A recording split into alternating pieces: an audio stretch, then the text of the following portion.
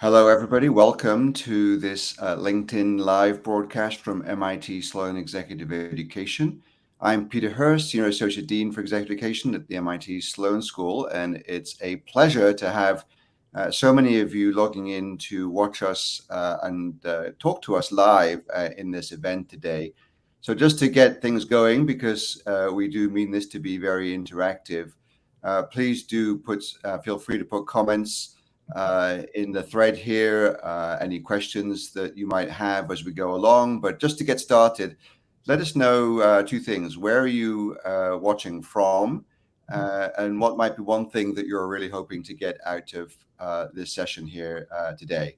Once again, welcome everybody. I'm Peter Hurst, Senior Associate Dean for Executive Education at the MIT Sloan School of Management, and I am delighted to be joined today by my colleague, Professor Zeynep Ton, who is a professor of the practice at the MIT Sloan School of Management. Hello, Zeynep. Hi, Peter. We're going to be talking today about Zeynep's work and her latest book, The Case for Good Jobs. But before we do that, let me just remind you all of Zeynep's background a little bit. Her research focuses on how organizations design and manage their operations in a way that satisfies employees, customers, and investors, all three simultaneously. Her work has been published in a variety of journals and in two seminal books. One that was published in 2014, The Good Job Strategy, How the Smartest Companies Invest in Employees to Lower Costs and Boost Profits. And her latest book, just recently published, The Case for Good Jobs, which we're going to talk about more in the next hour or so. Zeynep teaches in the Sloan School, of course, including in our executive education programs. So, it's really great that you've been able to find the time, Zeynep, to come and talk to us about this work and about this book. And perhaps I can start with one very leading question, which is, we'd all like to have a good job, I'm sure. So what is your definition of a good job? Yes, and before I get to my definition, Peter, thank you so much for having me. It's such a delight to be talking to you about the new book, but also I love teaching in the Sloan's executive education. So it's always such a dynamic setting, and I love teaching and interacting with people there. So what is a good job? Let me offer some minimum conditions for what a good job is. And first, in a good job, people feel like they're being treated like a human being, not a pair of hands. And I think we all know what it means to be, to feel like a human versus human robots. And the second minimum condition is that pay needs to be high enough so that people can take control over their lives. And these minimum conditions, unfortunately, are not there for tens of millions of people just in the United States alone. When pay is low or inconsistent, then employees are oftentimes working multiple jobs. They're getting very little sleep. They're stressing about how they're going to pay for their rent, how they're going to pay for various expenses. Then when they're in that situation, everything else, little perks, belonging programs, pizza parties, they're just a Band-Aid on a wound. And I want to be clear that pay is not obviously the only thing that drives a good job, but the absence of sufficient pay guarantees high turnover. And when turnover is high, companies end up designing an entire system that makes people feel like interchangeable parts, not human beings that drive performance, and that of course makes the job a worse one. Now, we don't oftentimes talk about pay because those of us who make more than enough often underestimate the importance of pay for workers' well-being and their ability to focus on the job, for their health, and for their for their dignity. And we also don't talk about pay because oftentimes company leaders, especially in settings like retail, call centers, healthcare, restaurants, factories, fulfillment centers, nursing homes, in these frontline settings, where people where pay tends to be quite low, company leaders think that they can't afford to pay more. It looks very expensive, but low pay and resulting turnover is actually a lot more expensive, and I'm sure we'll get into that during the next 50 minutes. That's great. And as I mentioned, your first book on this subject came out, several years ago now. So perhaps you could share a little bit about, what was the reaction to that book, and why you have written a book with a very similar title, and just what was that journey, and how did you get to here, and what are you hoping to achieve now?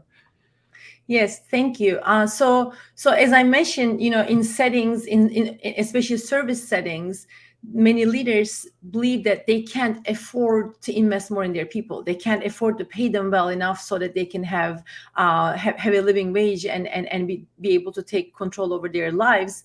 And then in those settings, the belief is low pay, high turnover, and of course the resulting poor service are just necessary to compete. In order to offer customers the lowest prices, we must pay low. We must offer high, operate with high turnover and poor service. And my early research showed that that's not the case, because what I found in my early research, and that started with my colleagues many years ago, more than 20 years ago, is that low pay and high turnover drives a vicious cycle for turnover. For companies. I'm an operations professor. I'm not a jobs person, but early in my research, I saw that retail stores, and my research started in retail supply chains. Retail stores were full of problems. Inventory related problems. Products were not in the right place. Inventory data were inaccurate. Promotions were not being carried out. And these problems cost companies millions of dollars. They were so expensive. They reduced sales. They reduced productivity. They increased waste. And when I looked into why do these problems happen all the time, I found one of the answers in labor practices. Stores that had more turnover had more problems. Stores that were understaffed had more problems. And companies were operating in a vicious cycle of low pay that drove high turnover, understaffing that drove operational problems, which reduced sales. And then, of course, when sales are lower, then you can't invest more in people. And then this vicious cycle continues. That was the status quo, and that still is the status quo in so many settings.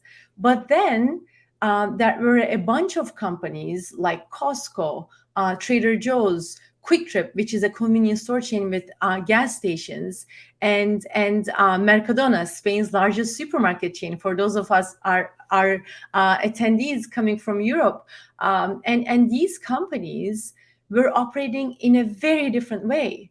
They were winning with their customers. And of course, what do they have to win with their customers? They had a great team that was set up to succeed. So my first book was, how is it that these companies are able to offer their employees good jobs? How is it that they're able to operate with low turnover and offer their customers the lowest prices and make a lot of money at the same time? Right? What is that system? So that was the first book. And after the book came out, I was expecting a lot of pushback. But one of the things that I got was a wide range of leaders, from settings, from retail to restaurants to dog walking businesses to healthcare, started reaching out to say, hey, we see this system. We are in that vicious cycle. We would like to change, but how do we start? Where do we start? How do we make the case? And 8 years ago, I did not have a good answer to any of those questions. And this book now, many years later, is my attempt to get them started, make the case for good jobs, why to do it, how to do it, and provide some of the tools to get them started. Great. I'm very interested in your framing of making the case. I think a lot of people who are watching are already asking questions about the strategy. So perhaps you could just remind us, what are the main elements of the strategy, of the framework itself, and then we could sort of dive into thinking about, well, what is the case that you argue for in the new book? Great. So the strategy is not just about paying people more. right? The strategy is actually about winning with your customers. What does it take to win, right? You need to have a great team. So part of the strategy is invest in people to be able to attract the right talent, to be able to retain the right talent, and set high expectations. So that means paying a lot higher than market wages, offering career paths, stable schedules, and setting high expectations. So one part of the good job strategy is to create that team by investing in people. But the real secret sauce of the good job strategy is operations, and making a set of specifically 4 operational choices. And this is an integrated system, though. 4 choices that increase the productivity and contribution of employees and set them up for success. Anytime you make a return, anytime you want to make an investment, you want to make sure that there's a high return on that investment. So those 4 operational choices enable the companies to have a high return on their investment by increasing the productivity. And those choices are focus and simplify, standardize and empower, cross-train, and operate with Slack. Now, I will say this out loud. None of these choices is like groundbreaking. In fact, Greg Foran, the former CEO of Walmart, when HBR asked him about the good job strategy, he said, "This is blindingly obvious." Like this is, I put this framework together because I observed it at companies like Mercadona, Costco, Trader Joe's. But these are things that have been written in operations, strategy, management literature for a long time. Focus and simplify. What strategy professor says, strategy should be to be all things to all people, right? Strategy is about making choices. But let me just perhaps provide an example of how this strategy happens in practice. And I'll give an example from Costco, because that's probably a very familiar setting. Costco is the world's 3rd or 4th or 5th largest retailer right now.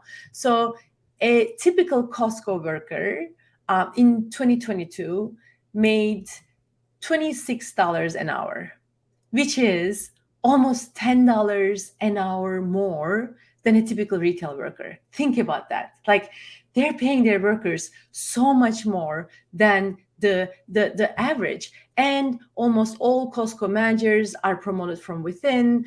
Even the full-timers have at least 25 hours of schedule. They tend to have more stable schedules. So how do they do it?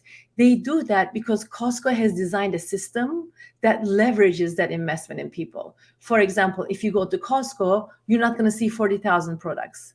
You're going to see a lot fewer products. In fact, they target to have 3,700 products compared to a typical supermarket chain. What does that mean to have fewer products?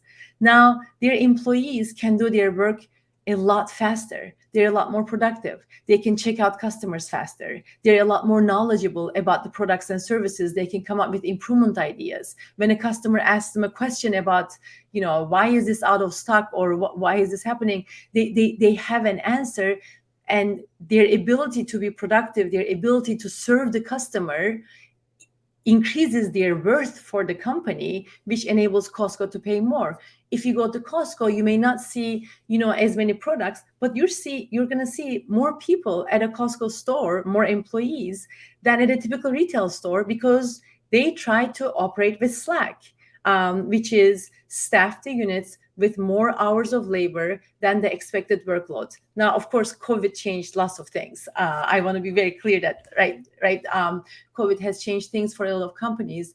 But how could it be that operating with Slack is a good strategy? How can it be reducing costs?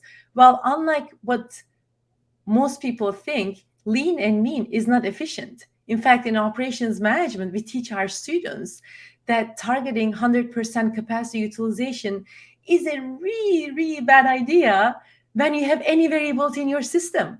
Come to MIT, take our operations course, right, in executive education, and that's one of the first lessons that you'll learn. So what happens when you operate with Slack, when Costco operates with Slack? Well, now the employees can make sure that the shelves are always stocked. They can ensure that drives sales. They can ensure that they're not wasting stuff, right? They can ensure that they're doing their job properly, so that the fresh products are handled properly. The chickens, the famous roadster chicken is handled properly. That reduces waste. They can make sure that customers at the checkout are processed as quickly as possible. That's again higher sales, and they're not burnt out. They have time for experimentation with different displays that can enable them to again increase sales. And all of this, their ability to drive value for the customer and to reduce cost everywhere else in the system enables Costco to pay them more and to provide better jobs. So the good job strategy is a system. It's not one or two things. It's a system that includes lots of functions in the organization to think and act differently.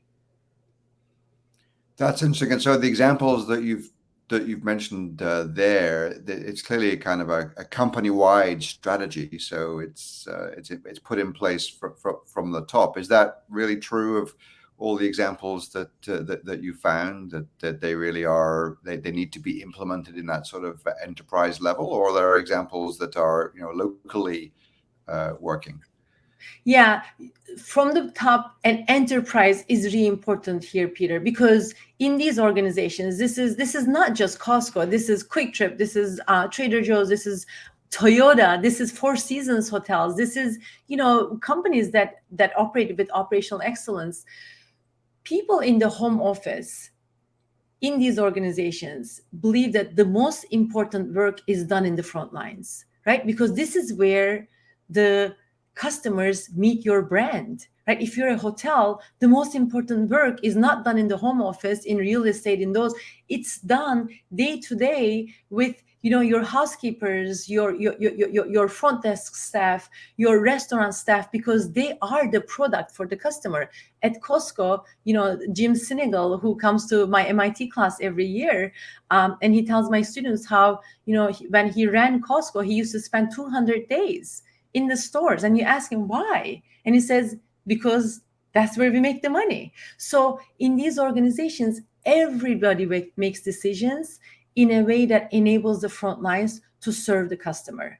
So in typical organizations, there are silos, right? Logistics will have their own silo, and logistics will say, how do I make decisions to reduce my transportation costs? They're thinking about making decisions to reduce their costs.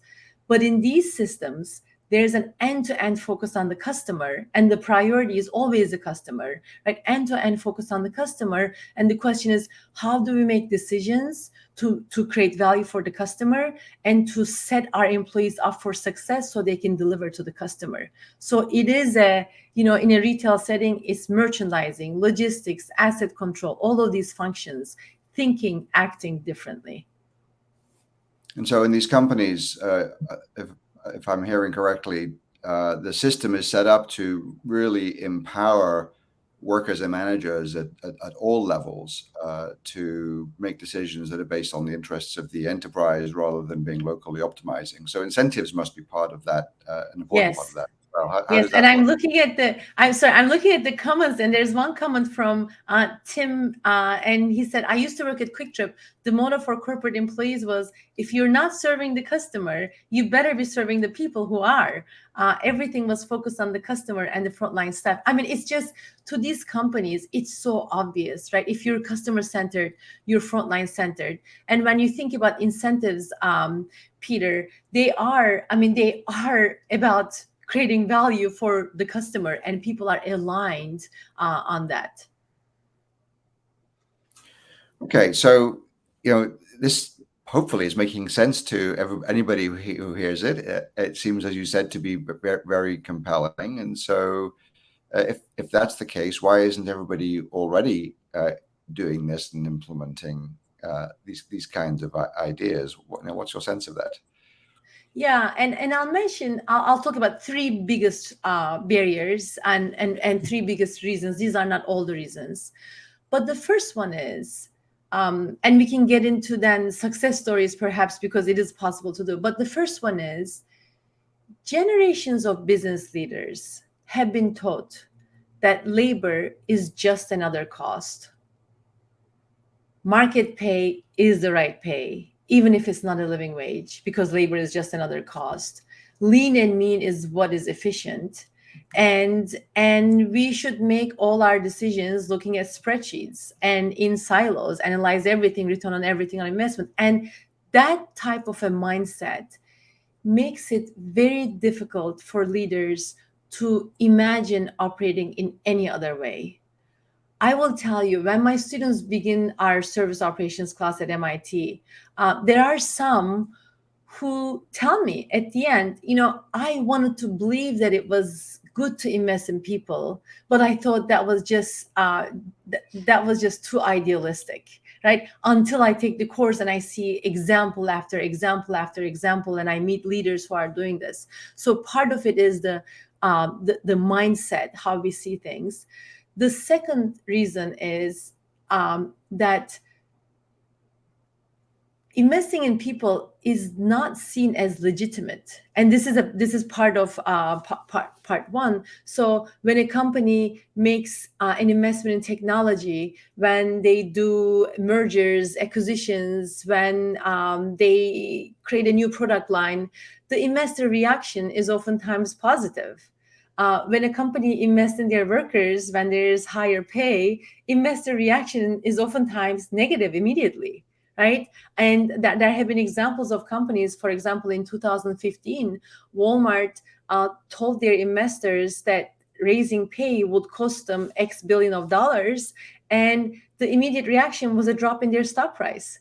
Now, it didn't last a long time, but this is a signal to leaders that this is not valued in the business world, in the investor world.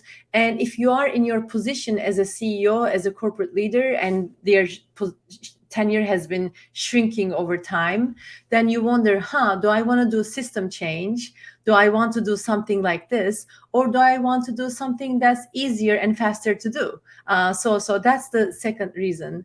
And then the third reason, which I think is the hardest one to overcome, is trust in frontline employees. So the good job strategy, one of the 4 choices is standardize and empower, right? Frontline employees are empowered to improve their work. They're empowered to solve problems for customers. They're empowered to improve the business every day.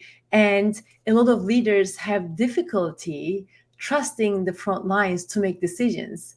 And I can tell you why that is the case, because when we started our conversation with low pay, right? When companies are operating in an environment with low pay, what ends up happening is workers start operating in a vicious cycle of poverty. So low pay, when you can't meet your budgets, then you have low pay is associated with worse health, mental health, physical health, and even cognitive functioning. Low pay is associated with 13 drops in point drop in IQ.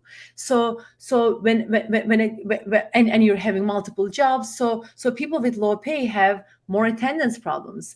They can't focus on the job. They make more errors. They turn over all the time. So executives look at this workforce and say, do I want to trust them to make decisions? Right? Because they're not doing a good job even in the simplest job. So that system creates the behavior, and then executives end up blaming the person, not the system, for that behavior, and they have difficulty trusting the frontline employees and putting their corporate in the hands of the frontline employees. So those are 3 big reasons. And with the lack of imagination, I'll just mention one thing, one anecdote, if we have the time. But we teach our students to make decisions using data, and I love data. We use data in my course. We use data at MIT all the time. But spreadsheet decision making can prevent companies to imagine new possibilities and to make paradigm shift. I've worked with so many organizations now where their previous analysis concluded that certain things don't work. For example, one company that at Sam's Club, John Furner, the CEO at the time, he knew that he wanted to implement the good job system, and he knew that it was necessary to win with their customers, and he knew that pay is not the only thing, but pay has to be part of that implementation. But the HR team said, hey, don't raise pay, last time we raised pay, it didn't reduce turnover. Or, finance team said, don't raise pay, we don't have the money for it. And I've seen other organizations where they said, we've empowered our employees before and we lost tens of millions of dollars. Or operate with Slack, we increase our staffing levels, we lost so much money. So these companies have done exactly the type of analysis that we teach in our classrooms, rigorous, all else being equal, what happened last time we increased sales pay, or what happened last time we added more labor. And they concluded on that incremental siloed historical analysis that that investment doesn't make sense. But moving to a good job system requires thinking differently. It requires making lots of changes. Company leaders are not lab scientists, right? The outcomes of their decisions are not, are not like the outcomes of inescapable laws of science. They have agency to change those outcomes. So during the last several years, and these examples are in the book, companies that adopted the good job system, they didn't improve their turnover by 5, 7, 10%. Some of them cut their turnover by half, right? Sam's Club, they didn't improve their efficiency by 1, 2%. They improved it by 20%. Historically, they couldn't have even improved it by more than 1, 2%. So looking at historical data doesn't help us imagine what a better system could be. And that's really a huge barrier that I see in organizations.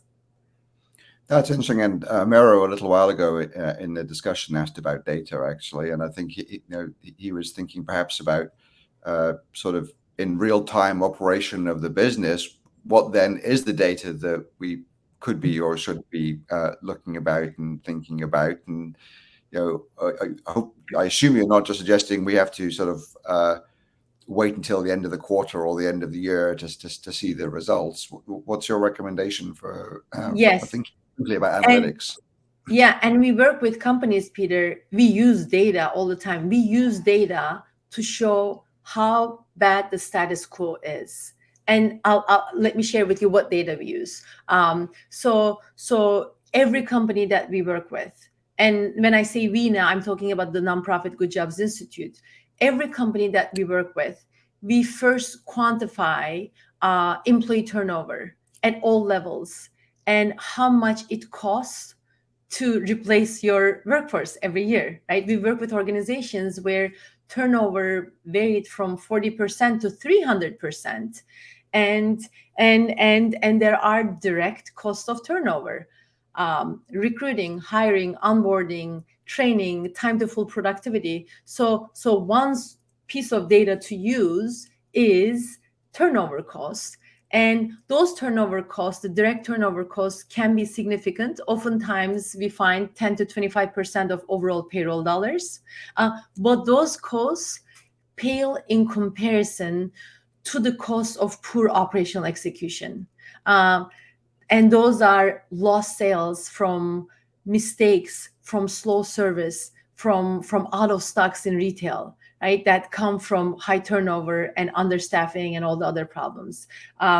Costs from waste, low labor productivity. So those financial costs are so much bigger than the turnover costs. And then the competitive costs are even bigger than the financial and the turnover costs.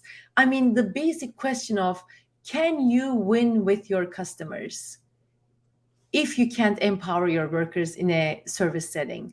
Can you win with your customers if your employees are changing all the time? Can you win with your customers if employees don't make enough to put food on the table, so they can't focus on the business and make mistakes all the time? So the competitive cost of not being able to win with your customers and the competitive cost of not being able to adapt to changes over time, if you don't have a strong team that can execute, you can't adapt to changes. You can't implement new technologies. You can't adapt to changes in regulations and customer needs. So the competitive costs are even bigger. So we try to help companies envision all of these costs and ask them the question, is status quo acceptable?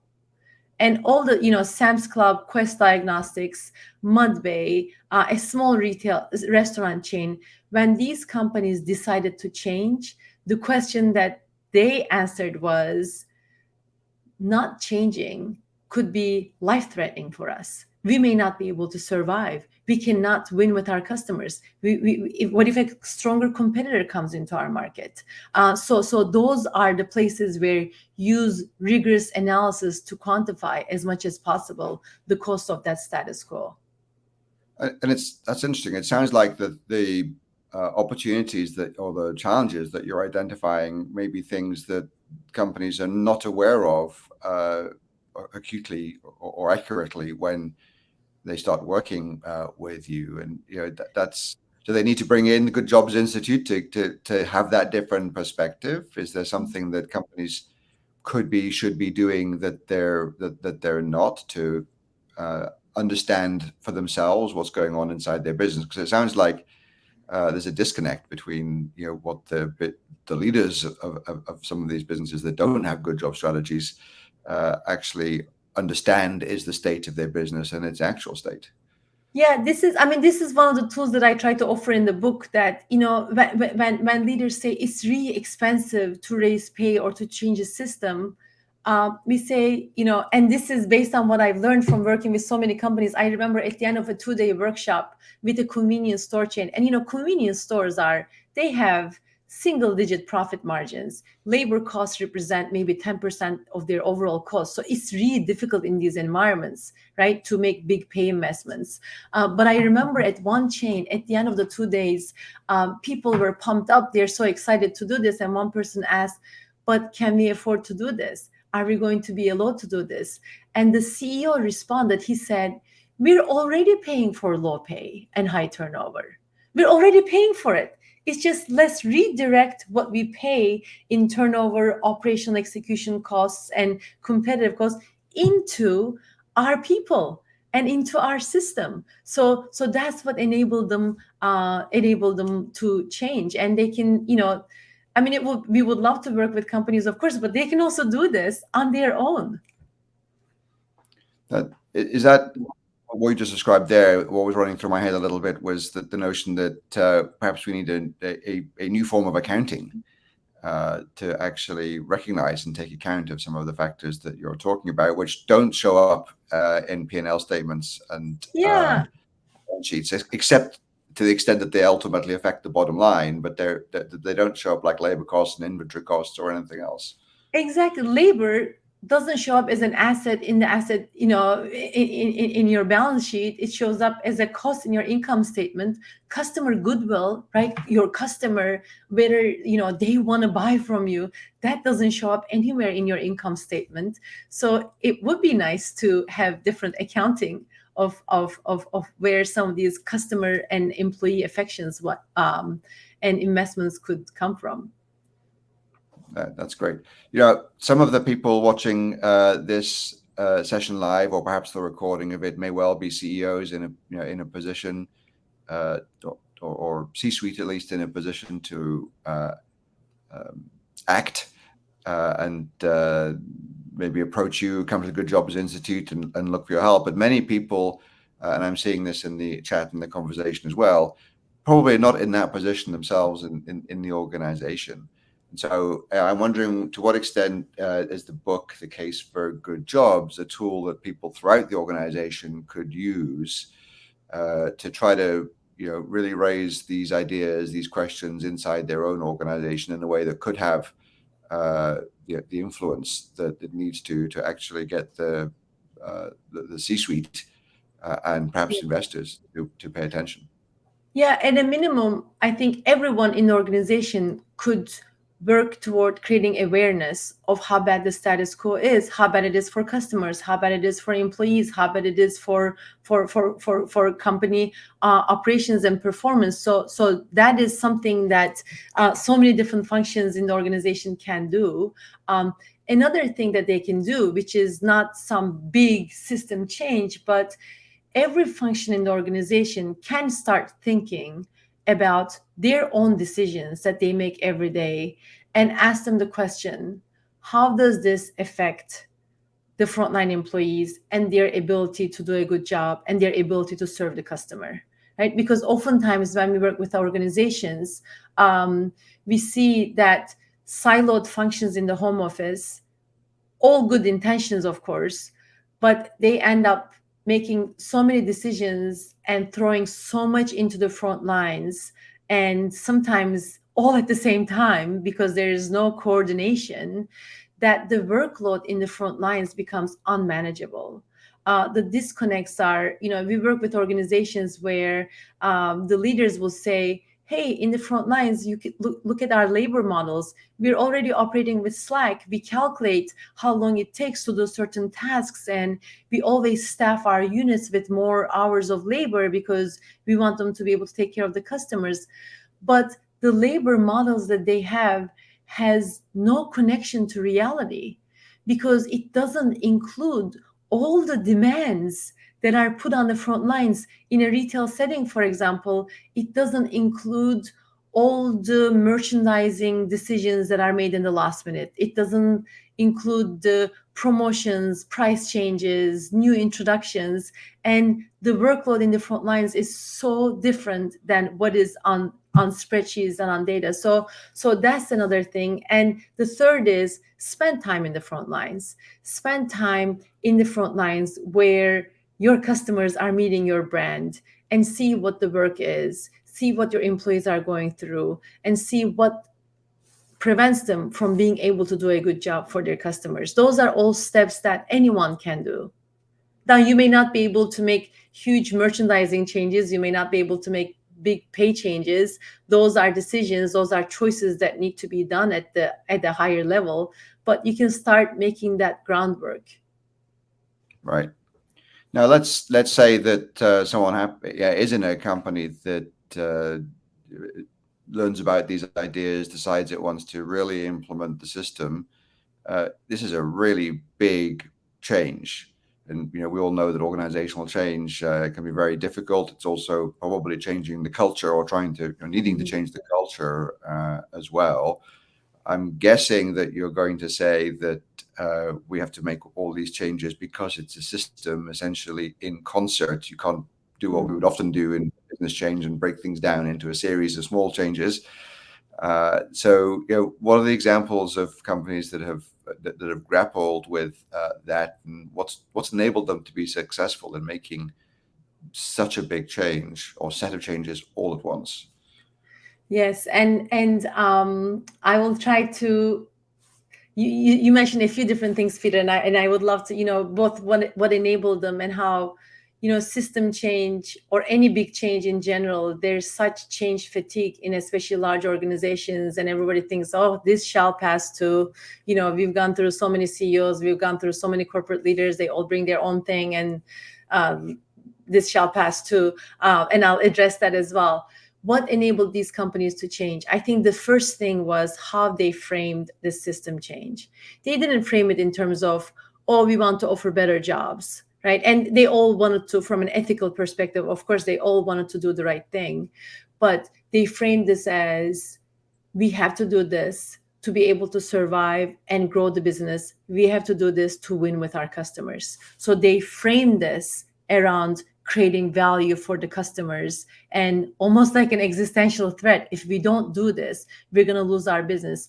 Mudbay, a pet store chain, about 35 units at the time they started this implementation, e-commerce was taking a lot of sales away from them, right? So they framed this in terms of, if we can't provide a compelling reason for our customers to come to our stores, we will not be in business.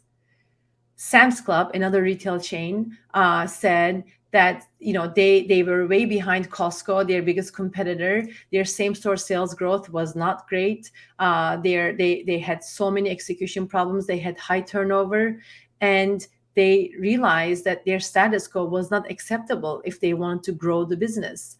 And they said, we're going to win with our customers, and we're going to win through offering high-quality merchandise at low prices and a frictionless omni experience. Now, you can't do frictionless omni experience if you have inaccurate data. You can't do it if your products are in the wrong place. You can't do that if your checkout is not moving smoothly. So they knew that they had to have better execution. And to have better execution, they knew that they had to have lower turnover and set their employees for success. So the number one thing is create urgency around the business need and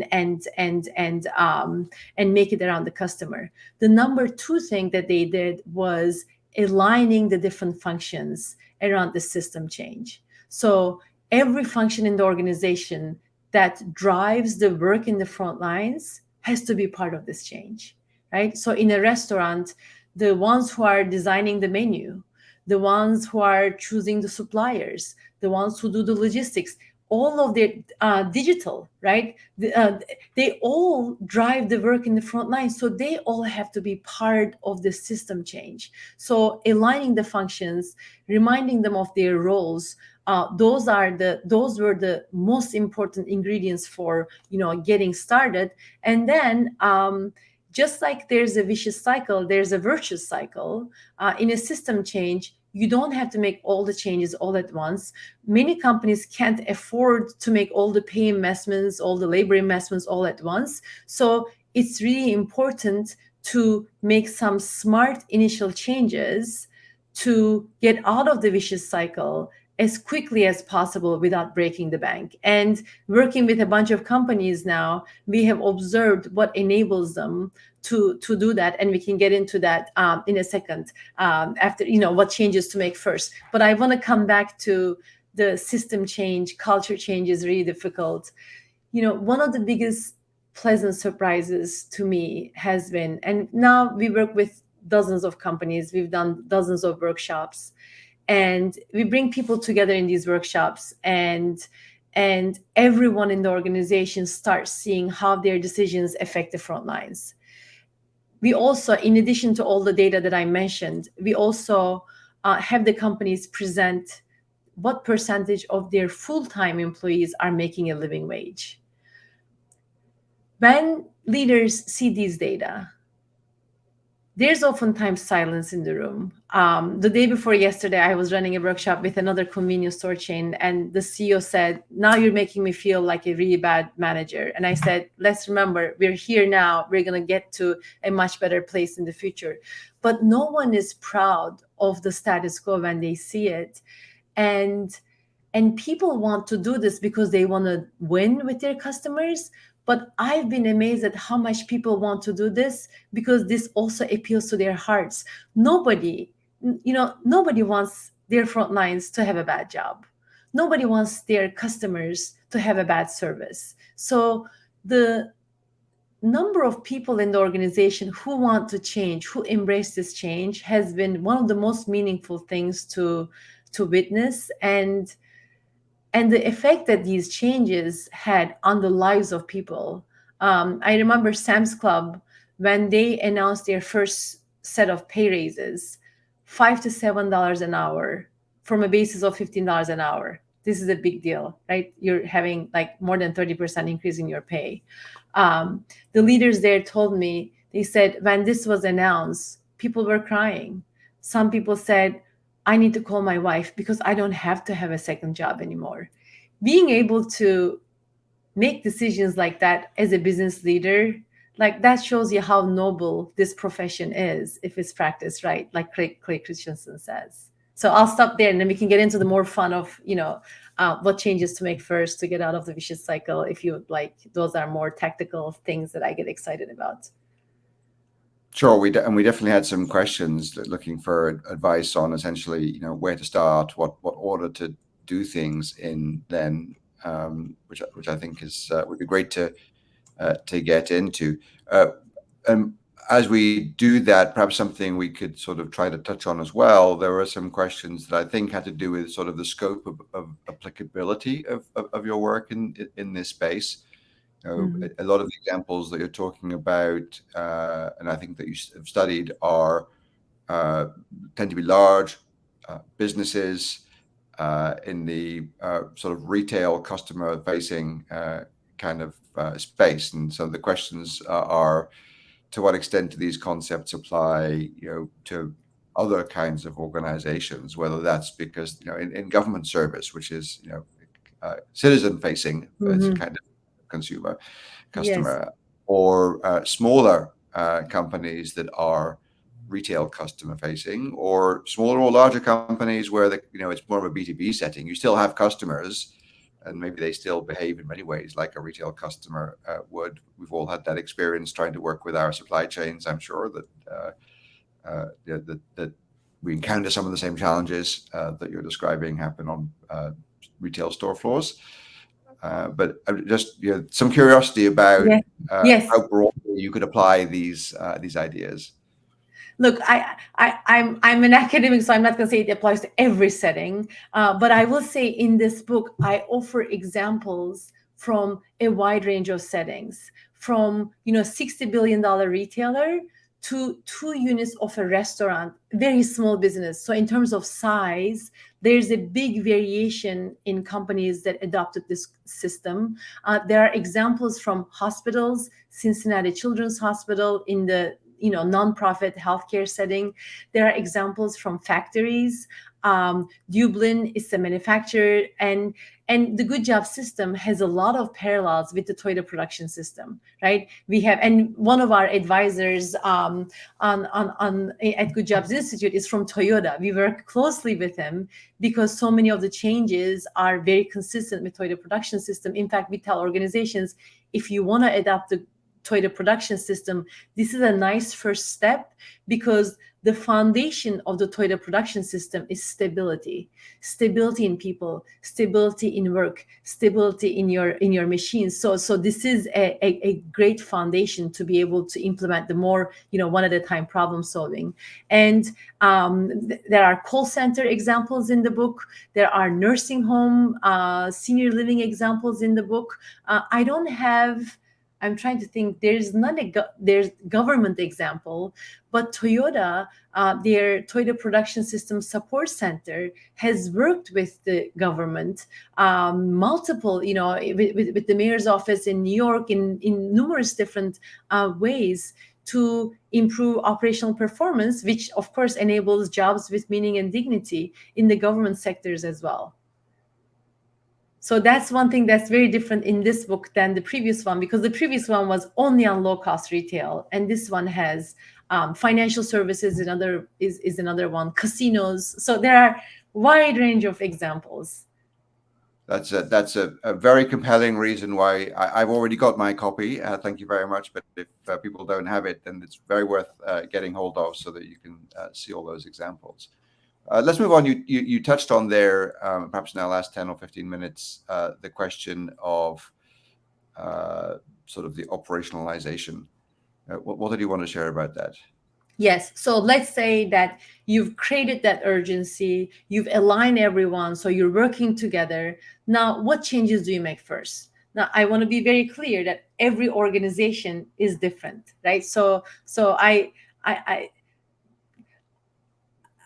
I don't know. I have a negative reaction to these are the 3 steps that you must make to make this change in your organization. No, every organization is different. But here are some principles to get out of that vicious cycle if your company isn't operating in a vicious cycle. So remember what the vicious cycle is. It's low investment in people that drives high turnover, understaffing, attendance problems, which drives poor operational performance, operational execution, which drives lower financial performance. So that vicious cycle, we try to get companies to get out as quickly as possible.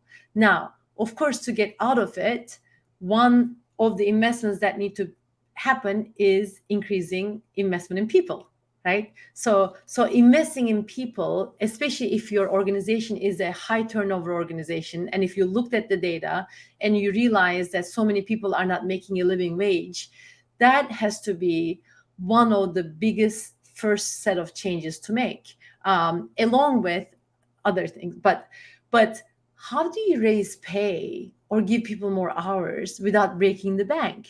Right? So this is where the first set of changes, when we work with organizations, we have seen that those that have been able to simultaneously invest and subtract. And what I mean by subtracting is look at the workload in the front lines and look and think about the first component of the good job strategy: focus and simplify. So what is it that you offer your customers? What do you want to be the best in the eyes of your customers?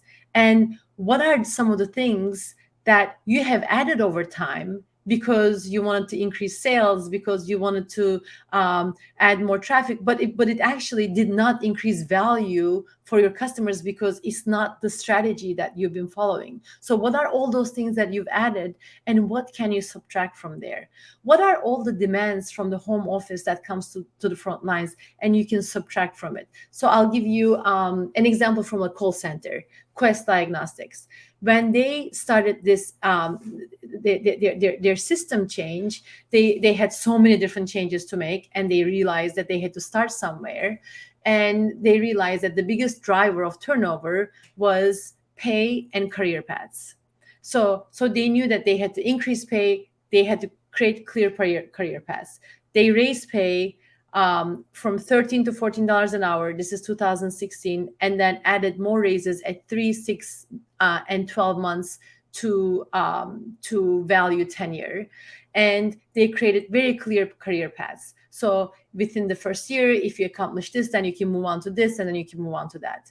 Now, but how do you raise pay? Because when you raise pay, turnover is not going to immediately drop.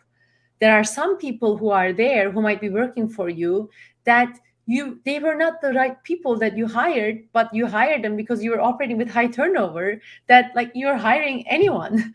So those pay investments are not going to drive performance immediately. So what did they do along with those pay investments?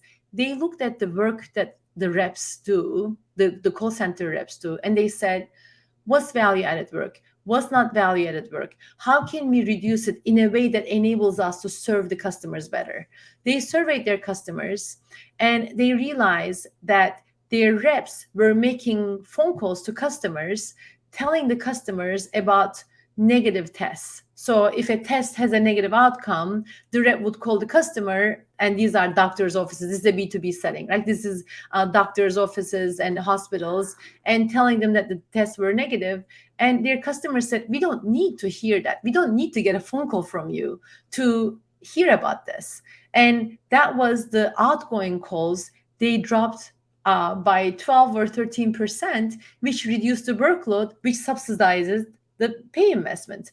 They also realized that their call centers were getting lots of calls asking questions like, where is this phlebotomy center, right? Where is this? Where is that? And they realized we can just put all that information online, so we don't have to receive those calls. So they reduced call volume by 19%, and this is a big upstream change that enabled them to pay their employees more and to create career paths. And they did that without breaking the bank. The other thing that they did, which we encourage all the companies do, is along with these, they raise expectations.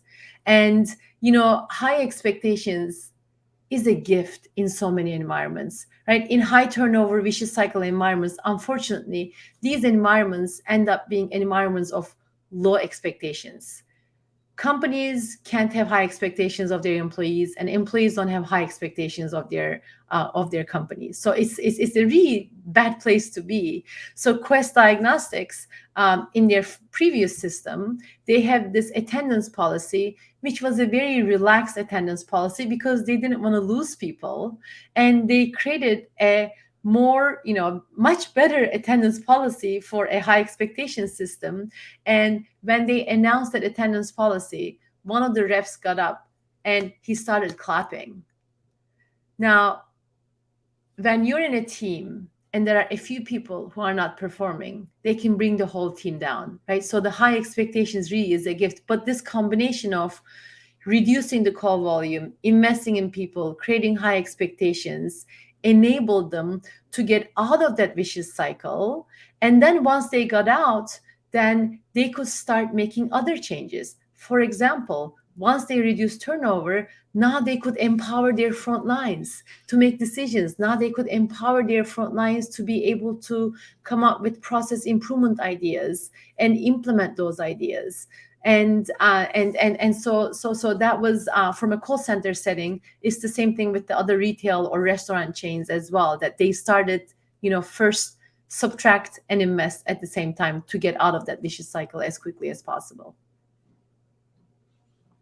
That's really helpful. And I think that answered some of the questions that I saw happening in the chat and the conversation as well, about both applications in different settings, and a good place to start. Maybe not the only place to start, taking your point that every organization is different, but that seems to be one that can be very compelling. Perhaps in our last few minutes, much is being written at the moment, of course, about the impacts of technology on work and jobs, and artificial intelligence in particular is the topic of the day. What are your observations about the role that technology plays in good job strategy and in the case for good jobs? And is it changing the dynamics, do you think, of anything that you've been discovering in your work? Technology automation has been a story for a long time for frontline settings. We've seen that with manufacturing, the job decline in manufacturing, partly due to automation and partly due to other things. So this is not new for frontline settings. Of course, now this new type of automation or AI is coming after our jobs. So I think people are more freaked out because it's not just those frontline workers, but it's coming after white collar jobs. So everyone is talking about them in a more passionate way. But my observation is technology won't do things to us. We have agency in how we shape technologies and how we use technologies. And I'll provide one example from one of the companies that adopted the Good Job system and how they use technology in a very smart way. We've just seen with Quest Diagnostics, right? Moving some things to digital enabled them to reduce the workload. But one of the best examples of technology adoption that I've seen during the last decade has been Sam's Club, the warehouse club. And they have used it in ways that re-enable them to create more value for their customers and increase the productivity of their employees. Now, there are some companies that use technology, and oftentimes they end up using what our own MIT colleague Daron Acemoğlu says, so-so technologies. They don't really improve performance. They don't improve value for the customer. They're done solely to replace people, right? And oftentimes I've seen in so many settings that these technologies end up bringing a lot of headache to the front lines because there's more work now because you've replaced something with a so-so technology. But Sam's Club used technology to enable better jobs and better service. I'll give you one example. And they had so many different technologies that they adopted. But one was in their tire center, it used to take customers half an hour to wait for the associate to help them find the right tire for their car, because they will say what their car is, and then the associate will go through different manuals, look at different places, and it will take them almost half an hour to figure out what kind of tire, what are the types of tires that could work for them. They use AI instead and automated that process. Now it takes just a couple of minutes. Now, what does that mean? Now that employee can be paid a lot higher because their time is not wasted. Now that employee can be an advocate for the customer because they can talk to customer about what are you going to use the tire for? What do you use your car for? Now they can be, do you want, lower price or better performance? Now they can really help the customer. It makes the job a better job. It enables higher pay, and it creates much better customer outcomes. Those are the ways in which we should use technologies, not just let's just replace costs, let's just reduce labor costs and end up having so-so technologies. That is a very optimistic note, and I think might therefore be a very good place for us to draw to a close for this hour. Professor Zeynep Ton, thank you so much for spending this time with us and talking about your work, and in particular sharing your latest book, The Case for Good Jobs, available in all the usual retail outlets where you might buy such a book. If you're interested in learning more about the work of the Good Jobs Institute, that is also very easy to find online. Here is the URL for it, goodjobsinstitute.org. And if you are also interested in learning what could you learn here at MIT that would help you with all of the management and leadership challenges that you might face, including those that are relevant to the good job strategy and making the case and implementing it. As always, you can find us on the web, executive.mit.edu. But more than anything, Zeynep, thank you for your leadership and your passion about this subject, and for really having the commitment and persistence to drive this agenda forward and be such a force for good and for positive change for not only our businesses, but for everyone who works in them. That's really important work, and we appreciate it. You're completely living up to the MIT and the MIT Sloan mission. Oh, thank you so much for those kind words, Peter, and thank you for having me.